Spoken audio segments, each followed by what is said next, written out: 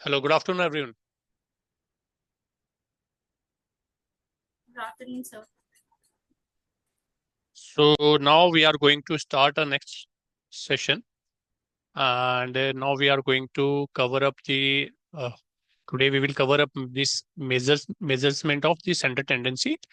In the last session, we have covered arithmetical mean, and some of the questions we have done on the basis of the arithmetical mean. Now we are going to continue with this part only. So measurement of center tendency, we are revising it. Then we continue our sessions. So, what is the meaning of this measurement of center tendency? It means that statistical tools that describe the center or typical value of the database data set, helping summarizing large amount of data into a single representative figure to easier interpretation. जैसे कि हम लोगों ने पढ़ा था, एक बड़े data को एक सिंगल डिजिट्स में लाइक सारे बड़े डेटा को एक सिंगल डिजिट में रिप्रेजेंट करता है। एक सिंगल डिजिट हम निकाल लेते हैं उसमें से, जो सिंगल डिजिट उस पूरे कंप्लीट बड़े डेटा को रिप्रेजेंट करता है किसी भी चीज को इंटरप्रिटेट करने के लिए। तो वो हमारा मेजर ऑफ सेंटर टेंडेंसी होता है। Why center tendency matters?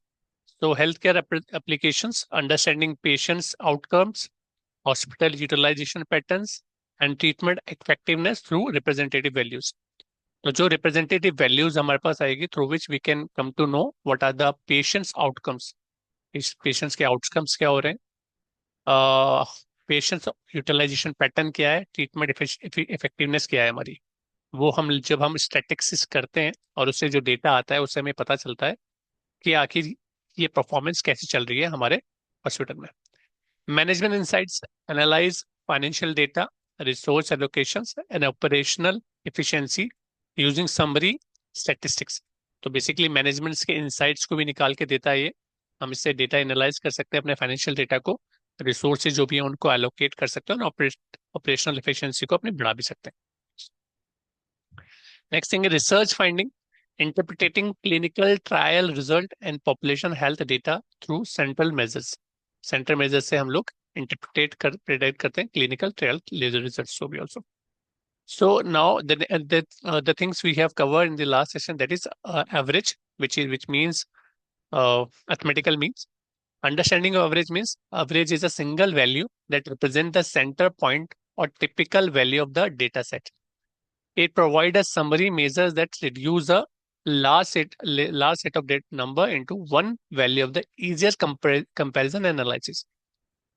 So जैसे कि मैंने बताया एवरेज का मतलब हमें पता ही है। एवरेज का मतलब क्या होता है?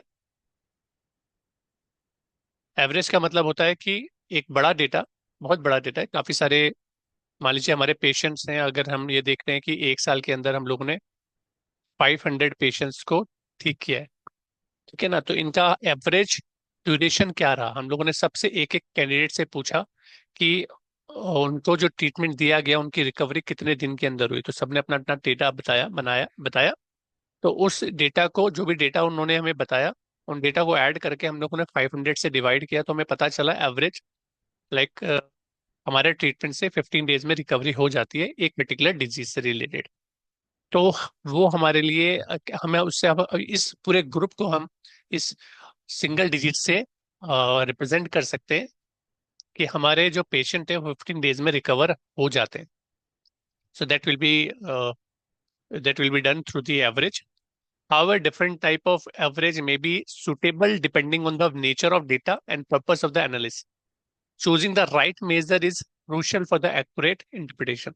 ठीक है ना, एक सही सही तरीका हमें चुनना जरूरी है इंटरप्रेट करने के लिए। For finding a average, we have a formula that is which is called mean, arithmetical mean. For finding it, what we can use this formula, this sigma x. This is the sign of sigma. Sigma means sum. This means sum. Whenever you see this symbol, so it means the sum of that particular thing which we showing there with this sign. तो जैसे इसके साथ x आ रहा है, x का जो total है, then it will be divided by n. अब यहाँ पर क्या है, sum of all values. Sigma x means sum of all values which will be divided by the number of values. Like we have a small we have we have a small question. We have a patient waiting time will our patient waiting time is 10, 12, 15, 8 and 20 minutes. ये हम लोगों ने patient से पूछा, उनका waiting time हमने जाना। तो ये 5 पेशेंट थे जिनको इतना वेट करना पड़ा। तो हम लोगों ने देखा, तो हमने उसे 5 लोगों से डिवाइड करा, तो हमें पता चला एवरेज 13 मिनट्स का वेटिंग पीरियड रहता है हर पेशेंट का। जो हम लोग को यही हम लोग को करना होगा किसी भी ऑर्गेनाइजेशन में जब हम जाएंगे, और ये हम जो पढ़ रहे हैं MHA, तो इसमें हमारा जो जॉब रोल होता है वो यही होता है। Then there is one more thing, that median. Median means middle value. Middle value means the median value. Middle value is the middle value of the data set where arranged in ascending or descending order. It is particularly used for when the data has extreme values that may distort the means. ठीक है ना? तो अब अगर आपके पास एक extreme values है, तो उसमें आप मिडल वैल्यू को मीन या एवरेज का रूप दे सकते हैं या उसे बोल सकते हैं। जैसे कि सबसे पहले इसमें क्या होता है कि आप जब डेटा कलेक्ट करेंगे, उस डेटा को आप असेंडिंग ऑर्डर में क्या कर लीजिए, अरेंज कर लीजिए। इधर असेंडिंग और इधर डिसेंडिंग, जैसे कि हमने अरेंज करा 8, 10, 12, 15 और 20। ये डेटा बिल्कुल वही है जो डेटा यहाँ पे था हमारा। और इस डेटा में हम लोगों ने जब इसे निकाल लिया, उसके बाद फाइंड द मिडल वैल्यू। अगर हम इसमें मिडल वैल्यू देखेंगे, तो यहाँ पर हमारे पास ये 5 है। 1, 2, 3, 4, 5। अभी इसे हम कैलकुलेट करने देखेंगे आगे इन फ्यूचर में। अभी मैं सिंपल आपको ये बता रहा हूँ, इसका पूरा डिटेल में एक चैप्टर आने वाला है जिसमें हम प्रैक्टिकल भी देखेंगे, बट अभी थोड़ा समझ रहे मीडियम को निकालने का तरीका। In the next step what we will do, identify the center value in the orders database. जो डेटा सेट हमने बनाया उसमें हम ऑर्डर में मिडल वैल्यू देखेंगे। तो मिडल वैल्यू क्या आएगी, 12 हमारा मिडल वैल्यू होगा। So then it will become our result. So median of this is will become 12। तो यहाँ पर हम लोग मीडियम जो बोलेंगे वो 12 बोलेंगे। Then there is one more thing which we calculate in this measurement of center tendency, that is mode. What is the meaning of this mode? Mode means most frequent value, जो जिसकी frequency बहुत ज्यादा है, उसी को हम mode बना लेते हैं। What does it mean? The mode is the value that occurs most frequently in a data set. It is especially useful in the categories data where we want to know the most common categories. मतलब अगर हमने ये देखा कि हमारे पास blood groups हैं कुछ candidates के, तो हम ये देख रहे हैं कि उसमें हम लोगों ने सबके ब्लड ग्रुप देखे। एक कैंडिडेट का ए था, बी था, फिर एक का ओ है, एक और का ओ है, एक का ओ भी है, एक और का ओ भी है। तो इसके मतलब हमने 6 कैंडिडेट के हमने ब्लड ग्रुप जाने। तो उसमें हमें नजर आया कि ओ जो है वो रिपीटेशन में ज्यादा है, सबसे ज्यादा ओ है। ओ का रिपीटेशन 3 है, ए का रिपीटेशन 1 है, ए बी का रिपीटेशन 1 है, ए बी का भी रिपीटेशन 1 है। तो इसमें रिपीटेशन हमारा सबसे ज्यादा किसमें, ओ में है। तो इसलिए हम इसमें क्या बोलेंगे, जिसका रिपीटेशन सबसे ज्यादा है उसको हम बोलेंगे उसका मोड। तो ओ इसका आंसर हो जाएगा, राइट, कि ओ ब्लड ग्रुप सबसे ज्यादा है। ठीक है, तो ये मोड निकालने का तरीका होता है, इसको भी हम डिटेल में देखेंगे। ये सब चीजें मैं ब्रीफिंग कर रहा हूँ अभी, फिर उसके बाद हम लोग इसे डिटेल में देखने जाएंगे। Next point is geometrical mean for growth and ratio. For finding a growth in any data, we use this geometrical mean. The geometrical mean is used for data set involving growth rate, percentage or ratio. It is the nth root of the financial product of nth observation. मतलब जितने भी आपने observation है आपके, उनके उन observation को, जितने भी हमारे वो ऑब्जर्वेशन है, उतने टाइम्स का स्क्वायर आप कर दो, nth वैल्यू निकाल लो उसकी। तो ये ग्रोथ रेट निकल के आ जाती है।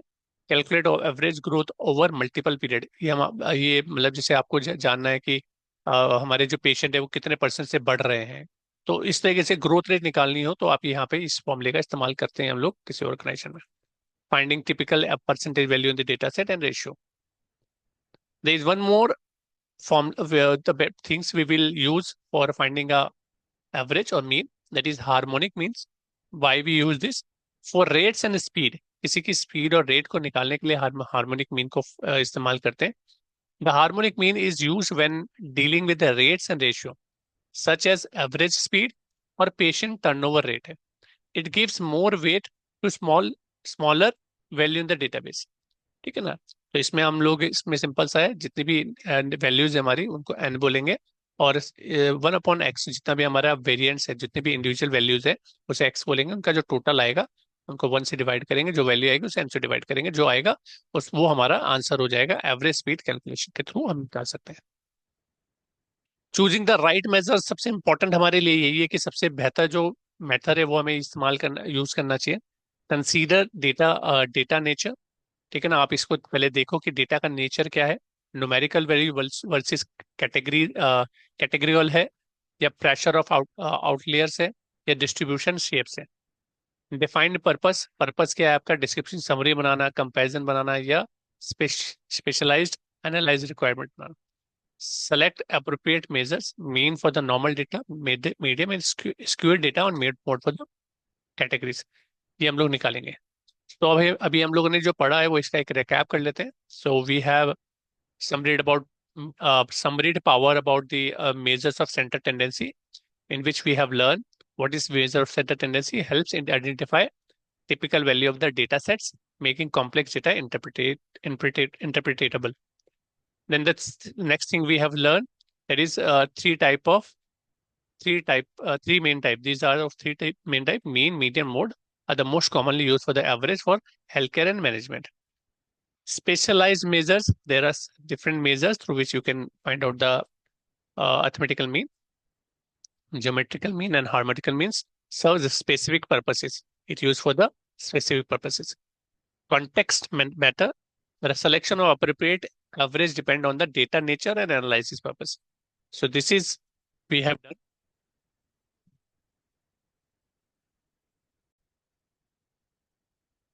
So now what we are going to do, we will see the mathematical average. So it means the statistical measures that represent the central value of the data set. Use mathematical formulas widely used in the healthcare and management, economical, and research for the analyzing numerical data. So now we are going to see some questions related with the arithmetical mean, geometrical mean, and harmonic mean. What is arithmetical mean? We have discussed it before. The sum of the all observed divided by the total number of observed, most commonly used for the average. Likewise, geometrical means the nth root of the product of all the observed. Prefer for growth rate and percentage. What is harmonic mean? The reciprocal of the arithmetical mean of the reciprocals. Ideal for rates and time-based problems. So let's see one question relating with the arithmetical means. So it is very easy to calculate the arithmetical means. Here you can see, to find out the arithmetical mean, we have a question like this. We have a patient, we in 5 days, a number of patients visits in our hospital, that is, यहाँ पर आप देख सकते हो, पहले दिन 10 आए, second day 15 आए, third day 28, fourth 25 and fifth day 30। तो हमें ये देखना है कि एवरेज पर डे हमारे पास पेशेंट कितने आते हैं। So there is a formula sigma x divide by n। So you can find out by this formula 10 plus 15 plus 20 plus 25 plus 30 divided by 5। 100 divided by 5, it is 20। so इसका मतलब है 20 दिन हमारे पास daily patient visit करते हैं। ठीक है, इसको हम डायरेक्ट मेथड से भी निकाल सकते हैं, जो कि मैंने लास्ट क्लास में करवाया था आपको, उससे आप कर लीजिएगा। One is geometrical mean. इसका एक क्वेश्चन देखते हैं। इस क्वेश्चन में क्या है, पहले तो देखते हैं मल्टीप्लाई ऑल ऑब्जर्व टुगेदर। पहले फॉर्मूला समझते हैं। फॉर्मूला है gm is equal to nth square of the observe values of product of all observe values. तो ऑब्जर्व वैल्यू का प्रोडक्ट होगा, उनका nth वैल्यूज का स्क्वायर हो जाएगा। देन उसका रूट निकालना है, देन इंटरप्रेटेड रिजल्ट करना है। इसका एक क्वेश्चन देते हैं कि अगर हमारे पास एक क्वेश्चन है पेशेंट रिकवरी, जो रिकवरी हमारी हो रही है, रिकवरी रेट क्या है ओवर 3 मंथ में 20% पहले मंथ का, 25% सेकेंड मंथ का, 30% थर्ड मंथ का। तो अगर मुझे निकालना है इसमें ज्योमेट्रिकल मीन की एवरेज ग्रोथ कितनी हो रही है हमारी, सो you can find out this कि हम सारे वैल्यूज को पहले मल्टीप्लाई करेंगे, देन उसकी थ्री है तो थर्ड रूट वैल्यू निकालेंगे, तो इसका वैल्यू हमारे पास 24.67% आ जाएगा। तो हम किस कह सकते हैं, the average growth rate is approximately 24.67%। तो ये हमारा एवरेज ग्रोथ रेट है। इससे इतने इतने से हम ग्रो कर रहे हैं, ग्रोथ रेट है हमारा। Next is harmonic mean. For finding the harmonic mean we have a formula, जिसमें हम लोगों ने n divide by sum of 1 divide by x, x means mean. तो इसमें हम लोग ने डिस्कस कर लिया था। इसका क्वेश्चन देखते हैं। Like doctor visit to hospital at different speed, 60 kilometre per hour going and 40 kilometre per hour returning. ठीक है ना, अगर मान लीजिए एक डॉक्टर है, वो हॉस्पिटल विजिट करके आया, तो जब जाने के टाइम पे उसकी स्पीड थी वो थी 60 किलोमीटर पर आवर, और आने के टाइम पे उसकी 40 किलोमीटर पर आवर। अब हमें निकालना उसका एवरेज स्पीड कितनी थी। तो उसके लिए क्या होगा, 2 डिवाइड बाय 1/60 प्लस 1/40, क्योंकि हम दोनों का सम चाहिए। तो 2 डिवाइड बाय, अब जब इसका हम लेंगे तो इसका पहले हमें एलसीएम लेना होगा। एलसीएम आएगा 120, तो 60 डिवाइड बाय दिस, तो 2 आ जाएगा, 2 × 2 आ जाएगा। ऐसे करके हम लोग करते हैं। इसे कैसे करते हैं देख लीजिए। इसको करा कैसे जाता है, जब इसको लेंगे हम लोग, तो ये एलसीएम लिया जाता है, तो यहाँ पर आ जाएगा 120। तो 60 को डिवाइड करेंगे, 120 को डिवाइड करेंगे 60 से, तो कितना आएगा, 2। 2 और उससे ऊपर से वाले को मल्टीप्लाई कर देंगे, तो यहाँ पर कितना आएगा, 2 × 2 2 आ जाएगा। देन उसके बाद प्लस सेम चीज 40 डिवाइड बाई दिस 3, तो यहाँ पर भी 3 आ जाएगा। तो इस तरीके से हम लोग लिख सकते हैं। ये पे कर आ जाएगी। फिर इसके बाद इसके हम जब करेंगे सॉल्यूशन, तो ये 120 यहाँ पर है, तो इसको हम ऊपर ले जा लेंगे, क्योंकि ये डिविजन में है, तो इस तरीके से ऊपर जा सकता है। तो 2 × 120 डिवाइड बाय 5, तो ये आ जाएगा 48। तो 48 पर स्पीड से वो एवरेज स्पीड से जा रहे थे। एवरेज स्पीड निकल कर आएगी 48 किलोमीटर पर आवर। तो इसमें रिलेशनशिप अगर किसी कभी क्वेश्चन पूछा जाता है, तो you can answer it like relationship among arithmetical mean, geometrical mean, harmonic mean is for any positive database data set there are fundamental relationship between the three means. इनके बीच में थ्री ये रिलेशन होता है कि arithmetical mean greater than equal to होगा, या तो बराबर हो सकता है या तो बड़ा हो सकता है ज्योमेट्रिक मीन से। ज्योमेट्रिक मीन हमेशा बड़ा होगा या छोटा उस इक्वल होगा अर्थमेटिक मीन से। Equality holds only when all observe are equal, अगर सारे ऑब्जर्वेशंस इक्वल है तभी इक्वल होंगे, अदरवाइज ये इसी तरीके से दिखेगा। Arithmetical mean for the value of 4 and 16, 4 and 16 geometrical mean. देखो, अगर अर्थमेटिकल मीन निकालोगे 4 और 16 का, तो कितना होता है, 20 डिवाइड बाय 2, 10 आ गया। This is 10। ठीक है। देन उसके बाद ज्योमेट्रिकल मीन निकालोगे 4 × 16 का ऑब्जर्व वैल्यू है, तो वो 8 आ जाएगा। ऐसे हार्मोनिक मीन निकालोगे तो 6.4। तो आप ये देख सकते हो, this is greater than equal to this is greater than equal to this. So this is about the arithmetical mean and geometric mean.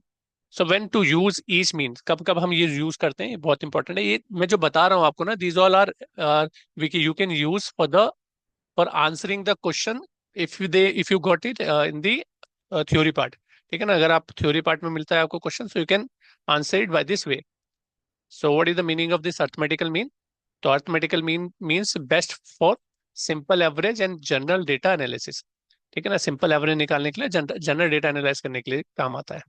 जैसे कि डेली पेशेंट काउंट करना है, टेस्ट स्कोर्स देखने हैं, या बेस्ट बेसिक स्टैटिस्टिक एनालिसिस बनानी है। तो geometrical mean is use for the growth rate percentage and ratio, like diseases growth rate देखना है, इन्वेस्टमेंट रिटर्न हमारा देखना है, पॉपुलेशन ग्रोथ रेट देखना है।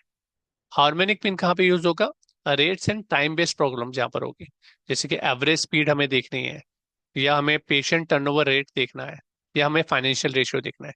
So in this you can use this. Now let's take a recap what we have done. So in the first we have learned about the mathematical average, a powerful tool for the data analysis across healthcare, management, economics, and research. Understanding when to use each type of ensure accurate and meaningful result. अगर आप इनमें से आप identify कर सकते हो कि कौन सा बेस्ट है, तो आपको एक अच्छा रिजल्ट मिल सकता है। Choose the right mean, select the arithmetical mean for the simple data. ठीक है ना, आप पहले अर्थमेटिकल मीन यूज करिए आप सिंपल डेटा के लिए। ग्रोथ रेट निकालना है तो ज्योमेट्रिकल मीन, और अगर आप रेट और स्पीड्स की बात कर रहे हैं तो हार्मोनिक मीन का। Remember the relationship. रिलेशनशिप इनका जो है पॉजिटिव डेटाबेस का, वो इस तरीके का होगा। अर्थमेटिकल मीन हमेशा बड़ा होगा या इक्वल होगा ज्योमेट्रिक मीन का, ज्योमेट्रिक मीन हमेशा बड़ा या इक्वल होगा हार्मोनिक मीन का, with equality once only when all values are identical. तो अगर वो सारी आइडेंटिकल है तभी वो इक्वल होंगे, तभी नहीं, नहीं तो नहीं होंगे। Apply appropriately, each mean serves specific purposes and provide different insight into your data. ठीक है ना। तो आप हर एक जो मेथड है आपका, वो आपका एक स्पेसिफिक पर्पस के लिए बनाया गया है, और उसको आप इस्तेमाल करेंगे तो उसका जो आपका रिजल्ट है वो उसी तरीके से निकल के आएगा जो आप ये निकालना चाहते हैं। तो ये हमारे आज का पार्ट था। Thank you so much.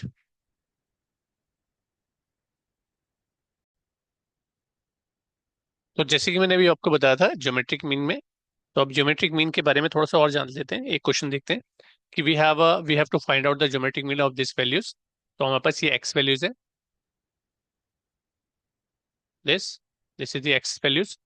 इनका हमें ज्योमेट्रिक मीन निकालना है। तो इसको हम यहाँ पर जो निकाला गया है, वैसे तो मैंने आपको दूसरे तरीके से निकालने के लिए बताया था, वहां पर अब आप उसी फॉर्मूले से भी निकाल सकते हो। और एक और फॉर्मूला है जो कि आप लॉग, इस लॉग वाले फॉर्मूले से भी इसे निकाला जा सकता है।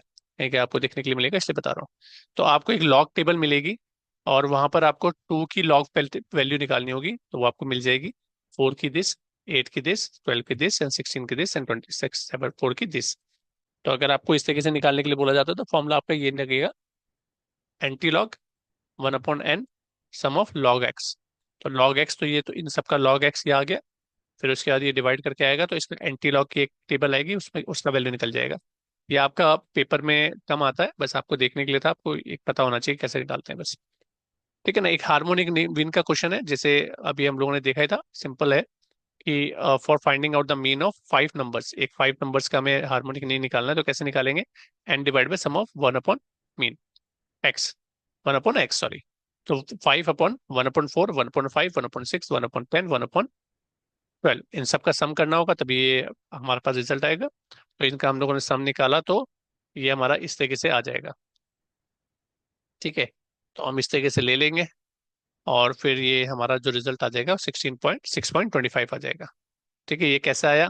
ये वाली वैल्यू कैसा है? सेम चीज, इन सब का एलसीएम लेंगे हम, एलसीएम में 60 आएगा, और 60 के बाद फिर 4 डिवाइड करेंगे तो 15 आ जाएगा। ठीक है ना। तो 15 × 1 15 आ गया। ऐसे 5, अगर 60 को 5 से डिवाइड करेंगे तो 12 आएगा, 12 × 1 12 आ गया। तो इस तरीके से ऐसे फिगर आ जाएगी।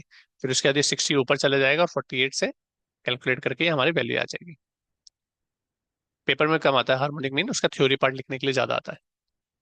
Now we are going to see the next topic, that is median. If you wanted to find out the median, so how you will get it, the median from the observed figure. So there is a formula through which you can find out the median. There is a formula that is n+1/2 to observed with n it's odd. The arithmetical mean of the value is n/2, and the n/2 plus 1 is the observed when n is even. ठीक है, तो इसको देखते हैं, question देखते हैं कैसे निकालते हैं। तो यहाँ पर हमारे पास एक क्वेश्चन है, 18, इनका हमें निकालना है 18, 12, 17, 22 एंड 20 का। ठीक है, तो हमारे पास 5 फिगर है। इन 5 फिगरों को पहले हमें असेंडिंग ऑर्डर में अरेंज करना होगा। तो देखिए 12 हमारा पहले लिखा हमने, 17 फिर बाद में, फिर 18, फिर 20, फिर 21।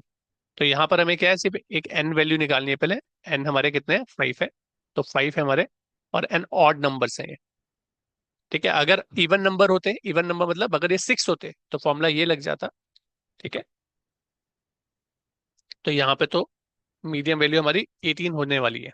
ठीक है ना, ये वाली वैल्यू हमारी थर्ड वैल्यू जो मिड वैल्यू है, ये हमारी क्या हो जाएगी? मीडियम वैल्यू हो जाएगी, सिंपल। ठीक है, क्योंकि ऑड फिगर है। अगर हमारा इस तरीके से हो जाता है, जैसे 1 2 3 5, सॉरी 1 2 3 4 5 एंड 6, 6 फिगर्स अगर हमारे पास हो जाती है, तो हम इसे कैसे निकालेंगे? देखो, तो 6 फिगर के लिए हमारे पास पहले हमें उसे असेंडिंग ऑर्डर में अरेंज करना होगा। असेंडिंग ऑर्डर में करने के बाद, क्योंकि ये इवन नंबर है, then what we will do, we will find out the arithmetical mean of 2 middle value. 2 middle value कौन सी है, उनका अर्थमेटिकल मीन निकालना होगा। तो थर्ड ये वाली वैल्यू, और फोर्थ ये वैल्यू। तो इन दोनों का हमें डिवाइड बाय 2 करना होगा। जो भी बीच की वैल्यू आएगी वो हमारा क्या हो जाएगा? मीडियन हो जाएगा। बड़ा सिंपल सा फॉर्मूला है, 71.5। So this will become median value if we have a even figures to find out the median. Understood? कोई डाउट है इसमें? सर मुझे इसमें डाउट था, मतलब जस्ट जी। एक दोबारा पूछना था मुझे। Like as you have said that like whenever we are having the six numbers, like we then we have to take third and fourth number only, yes. Like in every six number. नहीं नहीं, third and fourth नहीं। जो भी हमारे, जैसे मान लीजिए eight है, हम्म।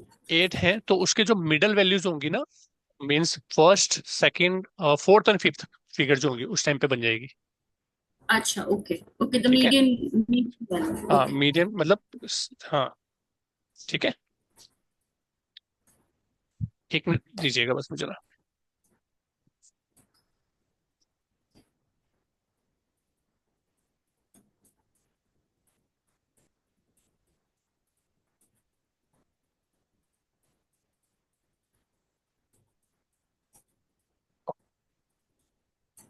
So now the next point is discrete series. So if you have a discrete series like this, so the formula will become like this, n plus 1 upon 2. So how you will get the answer through the discrete free series? So in the discrete series, you will get the two things, two elements. One is variance, which is x. One is frequency.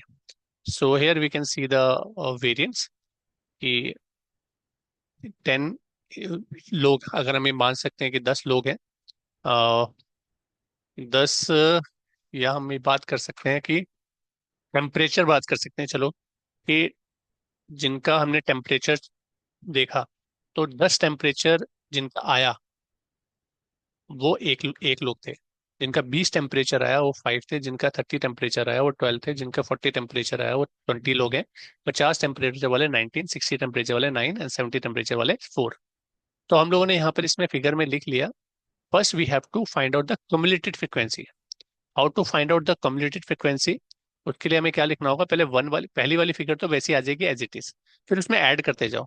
1 + 5 6, 6 + 12 18, 18 + 20 38, 38 + 19 57, 57 + 9 66, and 66 + 4 70. So this is become sum of frequency. ये हमारी seven frequency बन गई। अगर हम इन सबका total करें तो ये 70 के बराबर भी आने वाला है। सो हम लोग क्या करेंगे इसमें? अब इसमें फॉर्मूला लगाएंगे n+1। n कितना है हमारा? 70, 70 + 1 मतलब 71/2। तो ये हमारा क्या आ जाएगा? 35th, 35.5। अब इसको देखना है and C F just greater than the and equal to 35। देखो अब यहाँ पे देखोगे तो हमें देखना है 60, 35 जो है वो कहाँ पे लाई कर रहा है, किसके बीच में? तो इन दोनों के बीच में लाई कर रहा है, राइट? तो जो मैक्सिमम वैल्यू होगी, ठीक है ना, तो जो हमारी ग्रेटर जो वैल्यू होगी, ये वाली वैल्यू है, तो इसकी जो एक्स वैल्यू होगी वही हमारा आंसर बन जाएगा। हमें देखना है कि ये हमारी क्या बन जाएगी? C F value. ठीक है, ये हमारी सी एफ वैल्यू बन जाएगी। तो इसका इसके सामने जो फिगर लिखी होगी वो हमारा क्या बन जाएगा? मीडियन बन जाएगा। ठीक है, ये क्लियर है?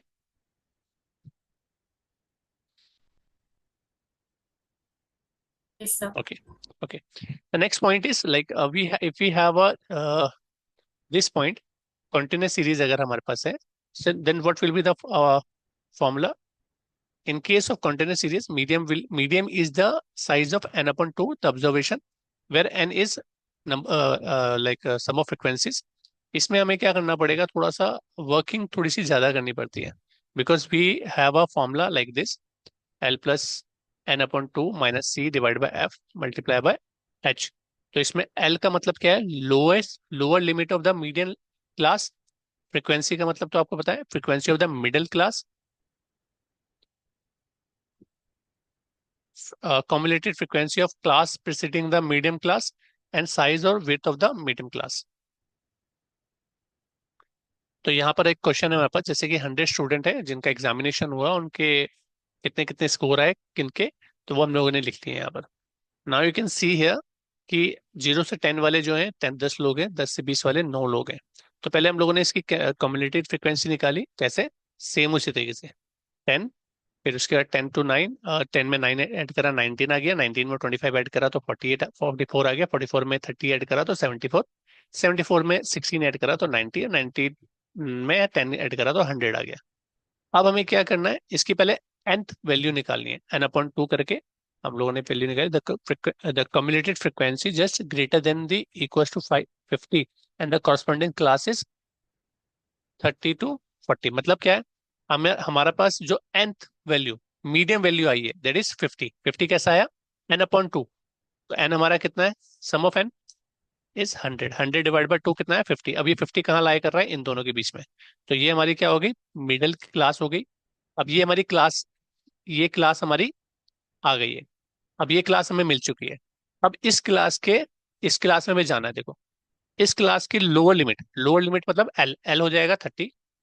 ठीक है ना। Frequency of the middle middle class is, frequency क्या है इसकी, फ्रीक्वेंसी ये हो जाएगी, दिस इज द एफ। ये क्या हो जाएगा, एफ, जो हम फॉर्मूले में लगाने वाले हैं, this is the F. Cumulated frequency of the this is, cumulated frequency क्या होगी, जस्ट उससे पहले वाला सी एफ, दिस। ठीक है। Size of the medium class क्या होगा, 10। ये इन दोनों का जो डिफरेंस है वो कितना है, 10 है। और ठीक है, ये आ गया। अब इसे फॉर्मूले में पुट कर देना है। तो 30 + 50 + 44/30 × 10 तो ये हमारा सॉल्यूशन निकल के आएगा। तो आंसर हो जाएगा 32 मार्क्स। 32 मार्क्स हमारा इसका आंसर आ जाएगा। इसमें कोई डाउट है?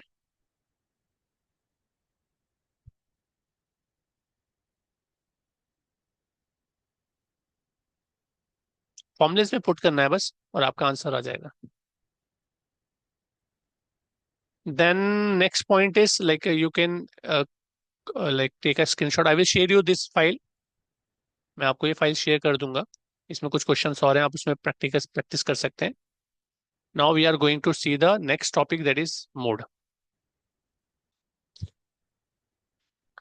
सो व्हाट इज मोड, मोड देख लीजिए आप। This mode, for determining the mode in the case of ungrouped data, count the number of the times various values repeated themselves। मतलब क्या, सिंपल है। आपको मोड निकालने का बहुत आसान तरीका है। जैसे कुछ भी आपका ऑब्जर्व वैल्यू है, उसमें आप काउंट करो हर एक चीज को। जैसे थ्री, थ्री कितनी बार है, तो मैंने लिखा 1, 1 2 3 4 5 6 7 8, एक बार, एक ही बार है। 4 कितनी बार है, 1 2, तो मैंने यहाँ पे लगा दिया 1 1। ठीक है ना। 5 कितनी बार है, तो 5 भी एक बार है, तो उसके आगे भी एक डंडा। 6 कितनी बार है, 6 भी एक बार है, तो दिस। 7 कितनी बार है, तो 7 हमारा 1 2 3। ठीक है। और 9 कितनी बार है, 9 भी एक ही बार है। तो सबसे ज्यादा जो हाईएस्ट है वो 7 है, तो इसका आंसर क्या हो जाएगा, 7, बस, सिंपल। इन डिस्क्रीट सीरीज, अगर डिस्क्रीट सीरीज है तो क्या होगा, डिस्क्रीट सीरीज में भी सेम यही होता है। डिस्क्रीट सीरीज मोड डिफाइन करता है, इसमें भी ये देखना है आपको।